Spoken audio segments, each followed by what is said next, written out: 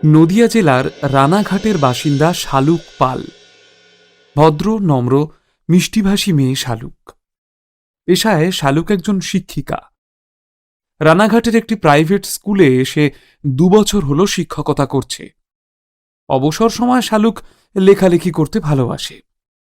শিক্ষকতা ও লেখালেখি নিয়ে শালুকের দিন বেশ ভালোই কাটছিল, কিন্তু কয়েকদিন হল শালুকের মন একটু খারাপ। কারণ তার জন্য আবার একটা বিয়ের সম্বন্ধ এসেছে। এর আগেও বেশ কয়েকবার শালুকের বিয়ের সম্বন্ধ এসেছিল, কিন্তু কোনো পাত্রপক্ষেরই শালুককে পছন্দ হয়নি।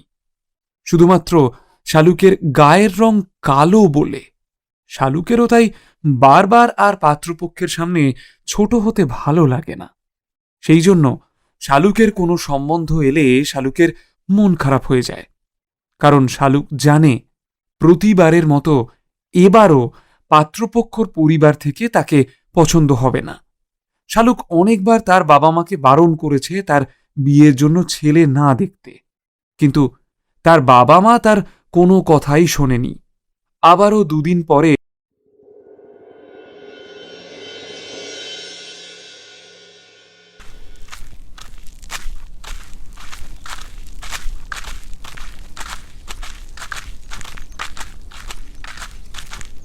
শালুককে দেখতে আরও একটি পাত্রপক্ষ হাজির হলো। আসুন আসুন, আসতে কোনো সমস্যা হয়নি তো? না, সমস্যা হয়নি। তবে আপনাদের বাড়িটা বড্ড ভেতরে। হ্যাঁ, তা একটু ভেতরের দিকেই বটে। আপনারা দাঁড়িয়ে কেন? বসুন না। হ্যাঁ, বসছি। এই বসো তোমরা সবাই। আচ্ছা, আমি আলাপ করিয়ে দিই বাকিদের সাথে আপনাদের। ইনি মঞ্জু সাহা, আমার স্ত্রী। নমস্কার। নমস্কার। ইনি আশু সাহা, আমার ভাই। নমস্কার। নমস্কার মিস। ইনি দেবশ্রী সাহা, আমার ভাইয়ের বউ। নমস্কার। নমস্কার। আর এই হলো আমার একমাত্র ছেলে অনির্বাণ সাহা। নমস্কার। নমস্কার। নিজের ছেলে বলে বলছি না অমল বাবু, ওর মতো ছেলে সত্যিই হয় না। জানি বাসুবাবু, জানি। ঘটকের মুখে সব শুনেছি। আপনার ছেলে অনেক বড় ডাক্তার, আমি জানি। ঘটক আমায় সব বলেছে। আপনার মেয়েও খুব ভালো, আমি শুনেছি ঘটকের মুখে। নম্র, ভদ্র, খুব ভালো কথা বলে। School teacher. হ্যাঁ, নিজের মেয়ে বলে বলছি না দাদা। ও সত্যিই লক্ষ্মী মেয়ে আমার। আপনি যখন ওর সাথে কথা বলবেন, আপনি নিজেই বুঝতে পারবেন। ডাকুন না একবার মেয়েকে। হ্যাঁ, ওকে নিয়ে আসছি, কিন্তু তার আগে আপনাদের জন্য একটু চা জল খাবারের ব্যবস্থা করি। হ্যাঁ, তুমি যাও, ওনাদের জন্য একটু জল খাবারের ব্যবস্থা করো তো। যাও যাও।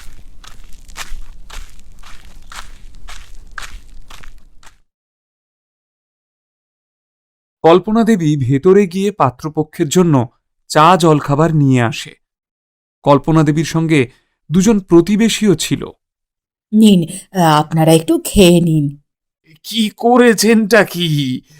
এত খাবার! আরে কোথায় এত দাদা, এই তো সামান্য। নিন নিন, আপনারা খাওয়া শুরু করুন। যেদিন থেকে শুনেছি যে আমাদের বাড়ির ছেলের বিয়ের জন্য রানাঘাটে যাব পাত্রী দেখতে, সেদিন থেকেই এই পান্তুয়া খাবো ভেবেছি। রানাঘাটের এই পান্তুয়ার কোনো তুলনা নেই। হ্যাঁ। খান না, আপনাদের জন্যই তো এনেছি। আপনারা এখন পান্তুয়া খান। আবার আমরা যখন আপনাদের বাড়ি যাব, তখন মিহিদানা নিয়ে যাব। হ্যাঁ। অবশ্যই।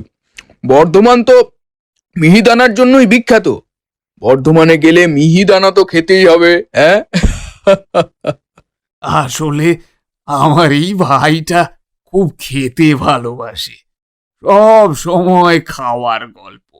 হ্যাঁ, আসলে আমরা বাঙালি তো, তাই খেতে এত ভালোবাসি। যা বলেছেন, খাওয়া ছাড়া বাঙালিদের আর কি আছে বলুন তো? বাঙালি তো এই খেয়ে খেয়েই শেষ হলো।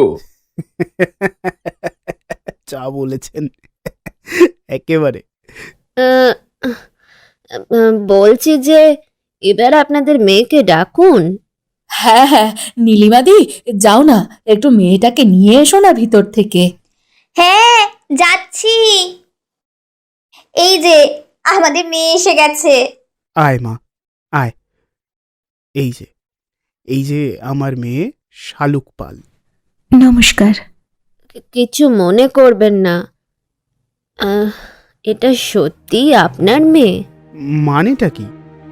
আমার মেয়ে না হলে কেন আপনাদের সামনে নিয়ে আসবো? না, আসলে ঘটক বলেছিল যে আপনার মেয়ে খুব সুন্দর দেখতে, গায়ের রং খুব ফর্সা, একেবারে দুধে আলতা গায়ের রং। সেই জন্যই প্রথমে একটু অবাক হয়ে গিয়েছিলাম। তাহলে ঘটক মিথ্যে কথা বলেছে। আমার মেয়ের গায়ের রং দুধে আলতা নয়, সে তো আপনারা দেখতেই পাচ্ছেন। কিন্তু ভালো করে দেখুন, আমার মেয়ে কালো হলেও কিন্তু মুখটা মায়া ভরা। না না, মেয়ে মানুষ এত কালো হলে কি করে হয়? তুমি কি বলো দিদি? এই বিয়ে হবে না। এ কি বলছেন দিদি? ঠিকই বলছি আমি, এই বিয়ে হবে না। এরকম বলবেন না দিদি। আমার মেয়ে সত্যিই খুব গুণী মেয়ে। ও সব কাজ পারে, ও পড়াশোনাতেও ভালো, জানেন, ও লেখালেখি করে। ওসব গুণ দিয়ে আমরা কি করব বলুন? ওকে যদি আমাদের বাড়ির বউ করে নিয়ে যাই তাহলে সবাই ছিছি করবে, পাড়ায় মুখ দেখাবো কি করে? না, চলো দিদি, এই এই চলো, সবাই চলো। আপনারা এইভাবে যাবেন না, দয়া করে যাবেন না, একটু বুঝুন। কি আবার বুঝবো? আমার ছেলেকে দেখেছেন? কত সুন্দর দেখতে, উঁচু লম্বা ফর্সা। আর আপনার মেয়েকে দেখুন, কি কালো। বাবারে, এবার আপনি বলুন দাদা, আমার ছেলের সাথে আপনার মেয়েকে মানাবে? তেলে জলে কি মিশ খায়? আপনারাই বলুন। এই চলো সবাই, আর ঘটককে আমি দেখছি। মিথ্যে কথা বলে বিয়ের সম্বন্ধ করা বার করছি ওর। চলো সবাই, চলো।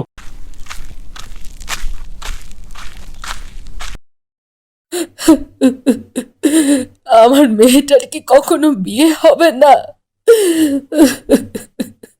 আর যে কত সম্বন্ধ দেখতে হবে ওর জন্য, কে জানে।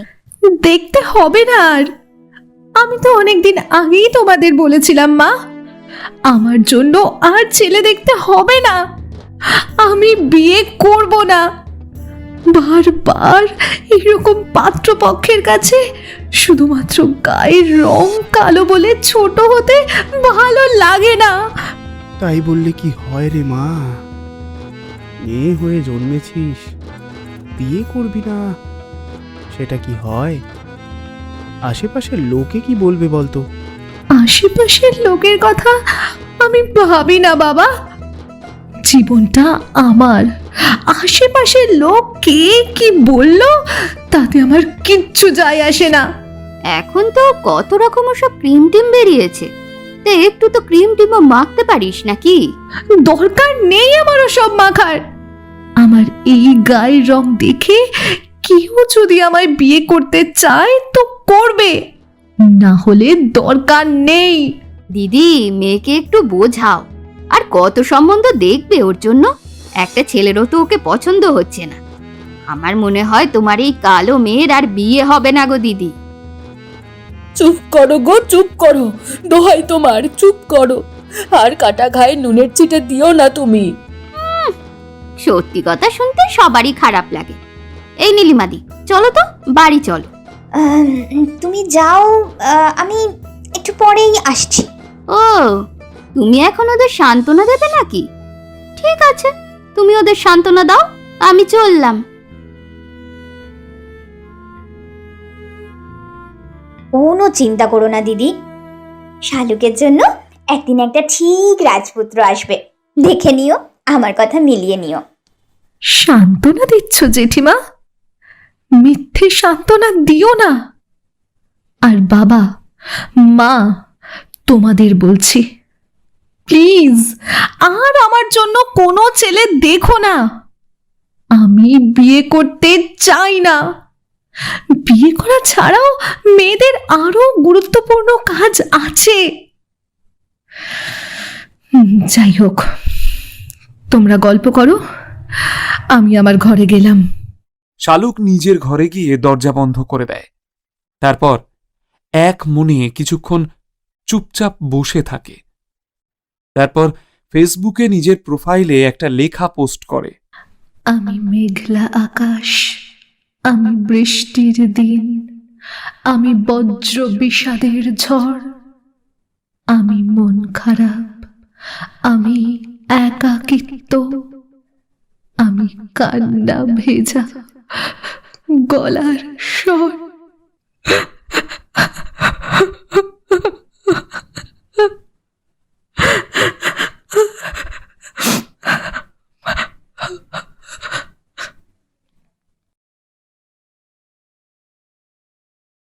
তোমার কি মন খারাপ? হঠাৎ এই কথা জিজ্ঞেস করছো কেন? না, ফেসবুকে কাল তোমার একটা লেখা দেখলাম, সেটা দেখেই মনে হলো। ও না না, কিচ্ছু হয়নি, এমনি লিখেছি। ও আচ্ছা, বাট তুমি কিন্তু বেশ ভালো লেখো। থ্যাঙ্কস। মানে শালুক, মানে তোমাকে কয়েকদিন থেকে একটা কথা বলবো ভাবছি, কিন্তু কি করে যে বলবো আমি মানে সেটাই বুঝতে পারছি না। বাবা, কি এমন কথা যে এত ভাবতে হচ্ছে? ইয়ে মানে শালুক, মানে আমার তোমাকে ভালো লাগে, মানে আমি তোমাকে ভালোবাসি, আর মানে আমি তোমাকে বিয়ে করতে চাই। আব, কি কি কি সব বলছো? মাথা ঠিক আছে তো তোমার? মাথা ঠিক থাকবে না কেন? তাই তো মনে হচ্ছে। না হলে কি আমাকে পছন্দ করতে? মানে যে মেয়ের একটাও বিয়ের সম্বন্ধ টেকে না শুধুমাত্র গায়ের রং কালো বলে, সেই মেয়েকে বলছো তোমার নাকি পছন্দ হয়েছে? সেই জন্যই বললাম যে মাথা ঠিক আছে তো। ও আচ্ছা, বুঝেছি। আমার মাথা একদমই ঠিক আছে ম্যাডাম। এই 2025-এ এসেও আমি যদি গায়ের রং দিয়ে একটা মেয়েকে বিচার করি, তাহলে বলতে হবে আমরা শুধুমাত্র নামে আধুনিক হয়েছি, মনের দিক থেকে আমরা সেই সেকালের মানুষই রয়ে গেছি। আচ্ছা, আমি আসছি। আমার প্রপোজালটা একটু ভেবে দেখো। দেখো, আমি এসব প্রেম ভালোবাসার মধ্যে জড়াতে চাই না। আমি এই বেশ ভালো আছি। আমরা বরং যেমন ভালো বন্ধু হয়ে আছি সেইভাবেই থাকি। আসছি।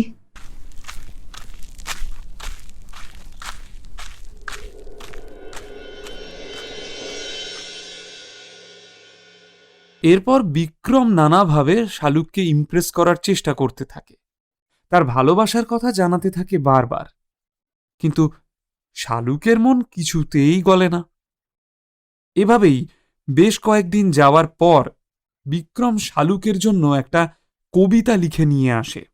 একটা কথা ছিল, কি শুনি?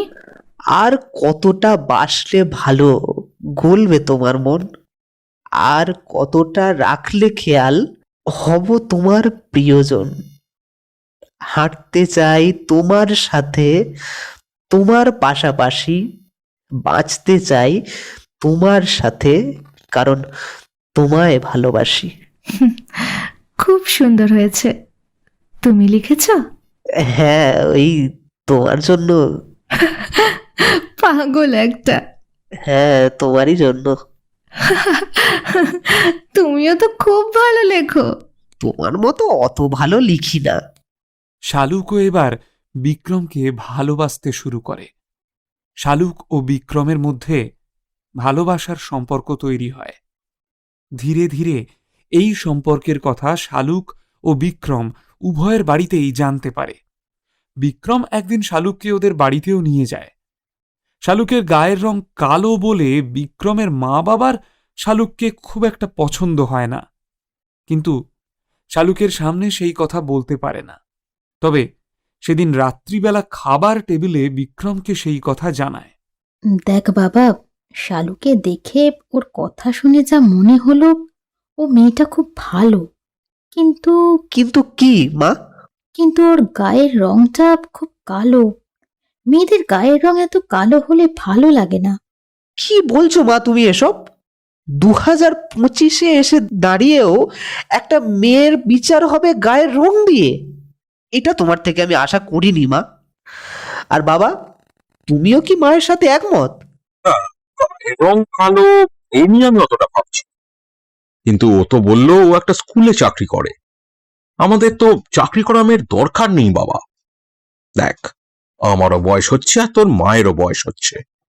তোর মা এখন আর আগের মতন কাজও করতে পারে না, তাই ঘরের কাজ করবে এরকম একটা মেয়েই দরকার। এবার ও কি চাকরি ছাড়তে পারবে তোকে বিয়ে করার জন্য? আরে কেন পারবে না? ওকে বলবো আমি সবটা। আর সত্যিই তো, তুমি যেটা বললে সেটাও তো ঠিক। মায়ের তো বয়স হচ্ছে, মার কতদিনই বা কাজ করবে সংসারে। তোমরা কোনো চিন্তা করো না বাবা, আমি শালুকের সাথে এটা নিয়ে কথা বলবো।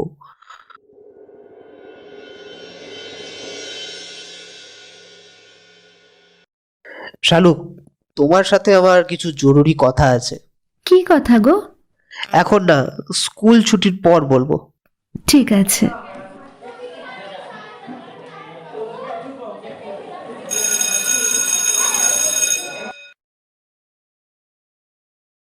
এবার বলো, কি জরুরি কথা আছে তোমার? শালুক, তুমি যদি এই স্কুল টিচারের চাকরিটা ছেড়ে দাও তাহলে খুব ভালো হয়। মানে কি বলছো তুমি এসব? ঠিকই বলছি। আমার মা বাবা চায় না তুমি স্কুলের চাকরিটা করো। আর তাছাড়া আমার মা বাবারও তো বয়স হচ্ছে, বলো। আমার মা সংসারের কাজ আর কতদিন করবে? এরপর তো সব তোমাকেই দেখতে হবে। ওটা সংসারের দায়িত্বটা তোমাকেই নিতে হবে। আর তুমি যদি স্কুলের চাকরিটা করো তাহলে সংসারে ঠিকমতো সময় দিতে পারবে না। সেই জন্যই বলছি চাকরিটা ছেড়ে দাও। আর আমার যা ইনকাম হয় তাতে ভালোভাবেই চলে যাবে, আমাদের কোনো অসুবিধা হবে না। দেখো বিক্রম, তোমার বাবা মায়ের যেমন বয়স হচ্ছে, আমার বাবা মায়েরও কিন্তু তেমন বয়স হচ্ছে। আর তুমি ভালোই জানো যে আমার বাবার মুদির দোকানটা ঠিক মতো চলে না। আর আমি তোমায় এটাও বলেছি যে বর্তমানে আমার ইনকামের টাকাতেই আমাদের সংসার চলে। তাই আমার পক্ষে এই স্কুল টিচারের চাকরিটা ছাড়া সম্ভব না, কোনো মতেই সম্ভব না। তাহলে এটা তোমার শেষ কথা, তাই তো? হ্যাঁ। ওকে, বাই, আসলাম আমি। আরে আমাকে ভুল বোঝো না বিক্রম, আর তুমি একটু আমার কথাটা বোঝার চেষ্টা করো। বিক্রম দাঁড়াও, বিক্রম, বিক্রম শোনো। কিন্তু বিক্রম শালুকের আর কোনো কথাই শোনে না। বিক্রম শালুকের সিদ্ধান্তটা তার বাবা মাকে জানায় এবং আস্তে আস্তে বিক্রম শালুককে ইগনোর করতে শুরু করে। অন্যদিকে শালুকও সব কথা ওর বাবা মাকে জানায়।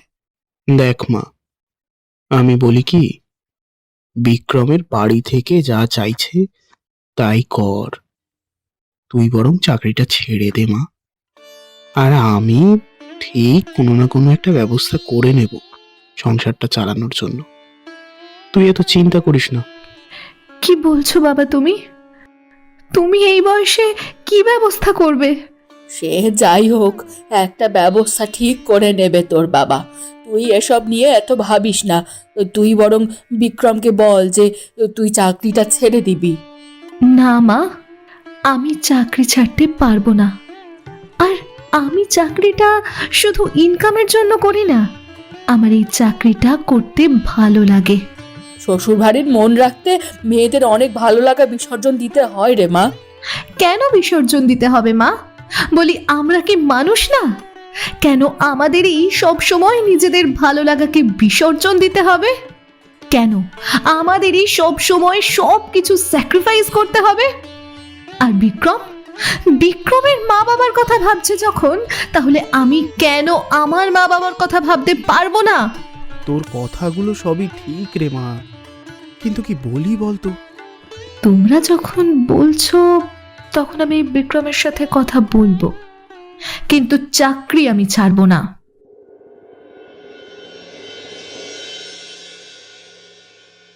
এরপর শালুক বিক্রমকে একদিন দেখা করতে বলে। শালুকের কথা মতো বিক্রম দেখা করে শালুকের সাথে। কি ভাবলে তুমি? চাকরিটা ছাড়বে তাহলে? না। তাহলে দেখা করতে বললে কেন? বললে যে কথা আছে। কি কথা আছে তাহলে? দেখো বিক্রম, তুমি প্লিজ একটু বোঝার চেষ্টা করো। আমি চাকরিটা ছাড়তে পারবো না। চাকরিটা ছাড়লে আমার বাবা মা খুব অসুবিধায় পড়বে।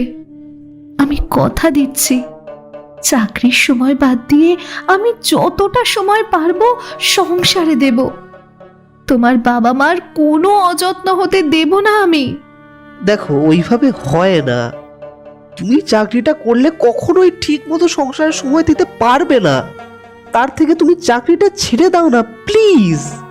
তোমার বাবা মার সংসারে যা খরচ লাগে সব আমি দেব। তোমার তোমার কোনো চিন্তা নেই। না, আমি থাকতে কেন তুমি আমার বাবা মায়ের সংসারের খরচ চালাবে? আর তাছাড়া তোমার বাবা মাও সেটা ভালো চোখে দেখবেন না, আর আমার বাবা মায়েরও এটা ভালো লাগবে না। তুমি আসলে কিছুই করতে পারবে না আমার জন্য। ঠিক আছে, আমাদের সম্পর্কটা এমনিতেই কয়েকদিন হলো মরে গেছে। আজকে থেকে আমাদের সম্পর্কটা পুরোপুরিভাবেই শেষ হয়ে গেল। তুমি থাকো তোমার চাকরি নিয়ে। তোমার থেকে ভালো মেয়ে বিয়ে করে আমি তোমায় দেখাবো। বাই। বিক্রম রাগ করে চলে যায় সম্পর্ক ভেঙে। শালুক চুপচাপ দাঁড়িয়ে থাকে। কিছুক্ষণ পর শালুকও বাড়ি চলে আসে। বাড়ি এসে শালুক চুপচাপ নিজের ঘরে চলে যায়। নিজের ঘরে গিয়ে ঘরের দরজা জানালা বন্ধ করে কাঁদতে থাকে। কিছুক্ষণ পর শালুক চোখ মুছে ঘরের দরজা খুলে বাইরে বেরিয়ে আসে।